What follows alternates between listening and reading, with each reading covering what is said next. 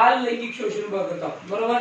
याच्यामध्ये आपण good touch बघितलं, बॅड टच बघितलं, आपण अवेअरनेस बघितला, स्वतःची ओळख बघितलं, ओळख आपल्या नातेवाईकांची बघितलं, त्याच्यामध्ये आपले नातेवाईक कुठले, सुरक्षित नातेवाईक कुठले हे बघितलं आपण, बरोबर. त्याच्यानंतर स्वरक्षण स्वतःचं कसं करायचं हे बघितलं. एखाद्या तुमच्या असं जर केलं तर तिथून पळून कसं जायचं, चावा कसा घ्यायचा, कुणाला सांगायचं, या सगळ्या गोष्टी बघितल्या का नाही आपण, सगळी माहिती बघितली. तर त्याचबरोबर आपण त्याच्यानंतर स्वतःचं रक्षण करण्यासाठी आपण कराटे घेतला, कराटे शिकलो, आपण शिकलो का नाही. त्याचबरोबर आपण रोज योगा, दर आठवड्याला योगा करतोय का नाही.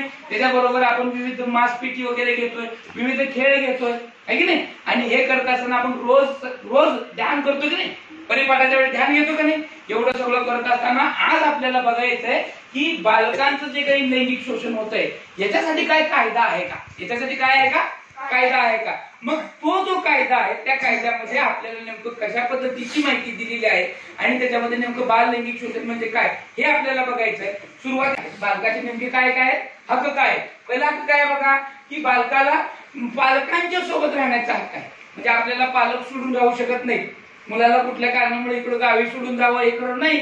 आपलं काय होतं, कापसाची वेचणी आली की आई वडील आपल्याला सोडून कुणाकडे तरी सोडून जातात, आपल्याला एकटं सोडून जातात, आपल्याला राहत नाही. मिरच्याची तोडणी आली म्हणा, ऊस तोड आली म्हणा, आपल्या आई वडील आपल्याला सोडून जातात कुणाच्या भरोश्यावर. मग आपण आहे का, मग आपल्याला अधिकार आहे, आपल्याला काय आहे, अधिकार आहे कुणाबरोबर राहण्याचा, आपल्या पालकांसोबत राहण्याचा, आपल्या आई वडिलांबरोबर राहण्याचा. त्याचबरोबर आपल्याला एक उत्तम आरोग्य आणि चांगलं पोषण खाण्याचा आणि घेण्याचा सुद्धा आपल्याला काय आहे, अधिकार आहे, तो आपला हक्क आहे. हे असत असताना सुद्धा आपल्याला एक चांगलं स्थिर प्रेम आणि नैसर्गिक वातावरण मिळणं हे सुद्धा आपलं अधिकार आहे. आपला हा अधिकार कोणी हिरावून घेऊ शकत नाही. जर तो काही हिरावून कोणी घेतला तर कायद्याने तो दंड होऊ शकतो. लैंगिक अत्याचारापासून बालकांचं संरक्षण कायदा 2012 जो पोक्सो नावाने ओळखला जातो तो आपल्यासाठी सुरक्षित एक कवच आहे.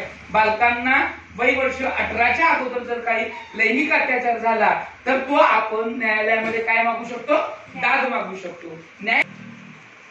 लैंगिक अत्याचारांपासून 18 वर्षाखालील मुला-मुलींचं संरक्षण करण्याच्या हेतूनं 2012 फ्रॉम सेक्शुअल ऑफेन्स म्हणजे पॉस्को कायदा करण्यात आला. आणि या कायद्याबाबत अधिक सविस्तर माहिती जाणून घेण्यासाठी हा व्हिडिओ शेवटपर्यंत पहा.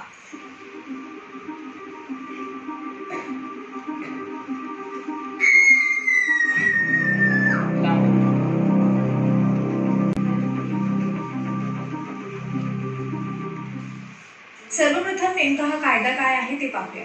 तर प्रत्येक टप्प्यावर बालकांच्या हिताचं संरक्षण करून लैंगिक छळ आणि पोर्नोग्राफी अशा प्रकारच्या गुन्ह्यांपासून बालकांचं संरक्षण करण्यासाठी मजबूत कायदेशीर चौकट पुरवण्याकरता लैंगिक गुन्ह्यांपासून बालकांचं संरक्षण कायदा 2012 तयार करण्यात आला. या कायद्यानुसार किमान शिक्षा 10 वर्ष तर कमाल जन्मठेपेची तरतूद करण्यात आली आहे. या कायद्यात जामीन मिळणंही मुश्किल, शिवाय जलदगती न्यायालयामध्ये खटला चालवला जात असल्यामुळे आरोपीला शिक्षा होऊन या कायद्याची जरब निर्माण झाली आहे. हा कायदा तयार करताना पीडित असलेल्या अल्पवयीन मुला-मुलींचा खूप विचार करण्यात आलाय.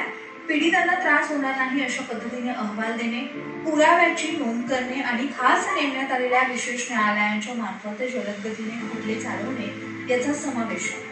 यामध्ये विनयभंग हा देखील गुन्हा ठरतो. अल्पवयीन मुला-मुलींचा समावेश असलेली पोर्नोग्राफी पाहणं किंवा जवळ बाळगणं हा सुद्धा या कायद्यान्वये गुन्हा ठरवण्यात आला. अल्पवयीन मुला-मुलींच्या लैंगिक छळामध्ये सामील होणं हाही गुन्हा मानला जातो.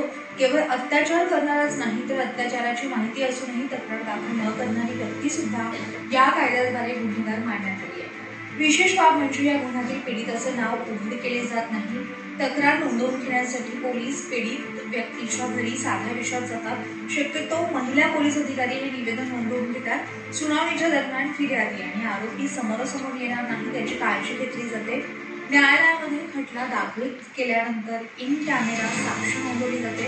कोणत्याही कारणासाठी कोणत्याही पीडितेला रात्री पोलीस ठाण्यात थांबवून घेतलं जात नाही. मुलगी असेल तर स्त्री डॉक्टरांकडूनच वैद्यकीय तपासणी करून घेतली पाहिजे. पीडित मुलाची वैद्यकीय तपासणी पालकांच्या किंवा बालकाचा विश्वास असलेल्या प्रौढाच्या उपस्थितीत केली जाते. तुमच्या कामाची देश आहे. जर अशा ठिकाणी बस म्हणा, काही वर्दळीचे ठिकाण असतात, दवाखाना असेल, शाळा असेल, कुठेही आपण गेल्यानंतर ना आपल्या बरोबर असं काहीतरी होत असेल तर लगेच जागा व्हायचं आहे आणि तिथून काय करायचं आहे. मी सांगितले तुम्हाला, एखादी घटना घडल्यानंतर तिथून एखाद्या घटनेमध्ये आपण अडकलो होतो, त्यातून कसं बाहेर निघायचं आहे. सगळ्यात पहिले त्याचा चावा घ्यायचा. डोळ्यात आपल्याला बोटं घालायचं आलं तर डोळ्यामध्ये काय करायचं, बोटं घालायची, कानं ओढायची, लाच घालायचं, तिथून पळून जायचं. मग पळून जाऊन काय करायचं, बसायचं. मग आई बाबांना सांगायचं, शिक्षकांना. करेक्ट, व्हेरी नाईस, खूप छान. आई बाबा ऐकून झालं की पोलिसांना लावायचा. कुठला नंबर लावायचा. 112 किंवा 1098. 112 किंवा 1098. छान. जर तुम्ही आपल्याला त्याचबरोबर आपण कराटे पण शिकलो का नाही. प्रायमरी रिसोर्स आपल्याला माहिती होतं. आपल्याला मुक्के मारता येतात, जोराने करता येतो, लात घालता येते. या सगळ्या गोष्टीचा वापर आपल्या स्वतःच्या कशासाठी करायचा आहे, सुरक्षिततेसाठी करायचा आहे. स्वतःची काळजी कुणाला घ्यायची, आपल्या स्वतःलाच घ्यायची. प्रत्येक वेळेस आपले आई वडील आपल्या बरोबर असणार आहेत का. प्रत्येक वेळेस आम्ही शिक्षक तुमच्या बरोबर असणार आहे का. तर अशा वेळेस ज्यावेळेस आपण एकटे असतो त्यावेळेस आपल्या स्वतःची रक्षा आपल्या स्वतःला करता आली पाहिजे. येते लक्षात. समाज हा बदललेला आहे. मुलं मुली सुरक्षित राहिलेलं नाहीये. अशा ठिकाणी आपल्याला सुरक्षित राहायचंय. म्हणून